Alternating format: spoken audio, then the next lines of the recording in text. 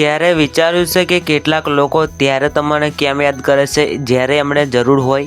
જ્યારે એમનું કામ હોય ત્યારે ફોન આવશે, મેસેજ આવશે, તમને પ્રેમથી વાત કરશે. જ્યારે તમારે જરૂર હોય એ માણસની ત્યારે એમનો ફોન પણ નહીં લાગે.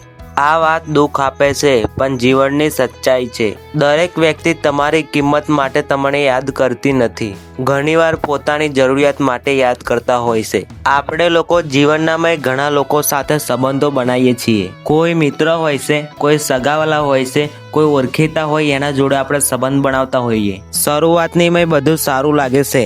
આપણે મુશ્કેલીમાં એમની મદદ કરીએ છીએ. ફોન આવે ત્યારે આપણે સમય આપીએ છીએ અને જરૂર પડે ત્યારે એમની સાથે ઊભા રહીએ છીએ. જ્યારે એક સમય આવે છે ત્યારે આપણને ખબર પડે છે કે સંબંધ એક તરફી હતો. જ્યારે એ માણસ જોડે પૈસા નહોતા ત્યારે તમે યાદ આવ્યા. જ્યારે એને કામ હતું ત્યારે તમે યાદ આવ્યા. જ્યારે એને ખરાબ સમય આવ્યો ત્યારે તમે પણ યાદ આવ્યા. જ્યારે તમે મુશ્કેલીમાં હતા ત્યારે એ વ્યક્તિએ તમારી મદદ ના કરી. આ સવાલનો જવાબ બહુ દુઃખનો હોય છે. અહીંથી એક મહત્વની વાત શીખવાની મળે છે કે મદદ કરવી ખરાબ નથી. આપણે દરેક વ્યક્તિ જોડે આશા રાખવી એ આપણને દુઃખી કરી શકે છે. તમે સારા છો, સામેવાળો માણસ પણ સારો હોય એવું જરૂરી નથી. તમારી સાથે કોઈ પણ માણસ એટલા માટે જોડાયેલું હોય છે કે તમે એનું કામ કરી શકો. જ્યારે કોઈ વ્યક્તિ જરૂર પડે ત્યારે તમને યાદ કરે તો પણ તમે ઠંડા દિમાગથી એને જવાબ આપો શાંતિથી. શું કે એને કામ હોય ત્યારે તમને ફોન કરે છે? જ્યારે તમે મુશ્કેલીમાં હોય છે ત્યારે તમને પૂછે છે? તમને દુઃખમાં જોઈને બીજું વ્યક્તિ રાજી થતું હોય તો સમજી લેવું કે આ વ્યક્તિ આપણા કોમનું નથી. એ સંબંધીમાં અંતર રાખવું જરૂરી છે. સાચો સંબંધ કેવો હોય તમારે જાણવું છે. સાચો મિત્ર એ નથી કે પોતાનું કામ કરાવવા આવે.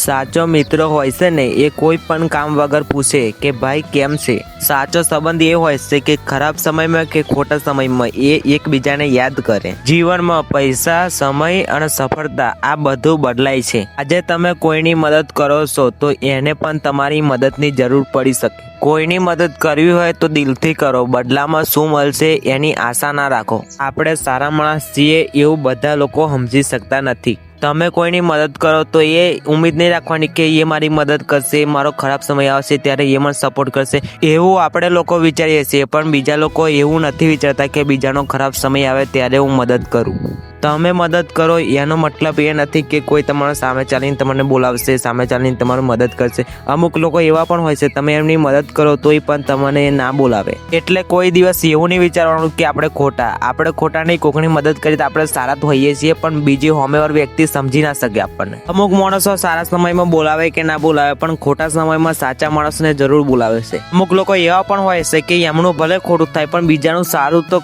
કરી દેશે. એવા માણસો પણ આપણા જીવનની હોય છે. કોઈનું તમે સારું વિચારો છો, કોઈનું તમે ખોટું વિચારો છો એનાથી કઈ ફરક પડતો નથી. કેમ કે ભગવાનના કારણ બધો હિસાબ હોય છે અને ભગવાનના કારણ દરેક વાતનો હિસાબ હોય છે. તમારી સામે પણ અલગ હોય અને તમારી પીઠ પાછળ પણ અલગ હોય. આવા લોકો પણ તમારા જીવનની હોય છે પણ તમને ખબર પડતી નથી. પણ તમને ખબર પડે કે ના પડે પણ ભગવાનને દરેક વાતની ખબર પડે છે. ભગવાનને ખબર હોય છે કે માણસને કઈ જગ્યાએ હા બોલવાનું, કઈ જગ્યાએ એને નહીં બોલવાનું, કઈ જગ્યાએ બોલવાનું છે, કઈ જગ્યાએ એને શબ્દો વાપરવાનો છે, કઈ જગ્યાએ શબ્દો નહીં વાપરવાનો. એ બધું જ ભગવાન એને શીખવાડે છે. તમે કોઈની મદદ કરો છો, તમે કોઈને આગળ લાવો છો, તમારી કોઈ વાત નથી ખબરતું ત્યારે તમારી વાત ભગવાન સાંભળે છે અને ભગવાન સાંભળે છે ને એટલે દરેક વાતનો હિસાબ કરે છે. તમારા જીવનની મેં દુઃખી આવે ને સુખી આવે. કેમ કે જીવન તમારું છે. તમારા જીવનમાં દુઃખી આવશે, સુખી આવશે, તમારા જીવનમાં ટેન્શન લાવશે પણ ટાઈમસર ટેન્શન જતું રહેશે. કે ભગવાને આપણને જિંદગીમાં મિલ્યા છે તો બધું ગોઠવીને જ મિલ્યા છે કે કઈ જગ્યાએ ખોટું થશે, કઈ જગ્યાએ જોડે સારું થશે. એ બધું ભગવાનના જોડે પહેલેથી હોય છે. કોઈ વસ્તુ આપણી જોડે ખોટું થાય તો એમાં ઘણું બધું આપણને પણ શીખવાનું પણ વસ્તુ મળે છે.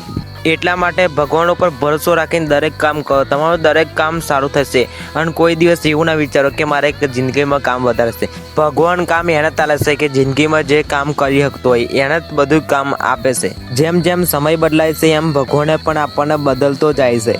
મારી ચેનલમાં નવા હોય તો મને ફોલો કરી લેજો.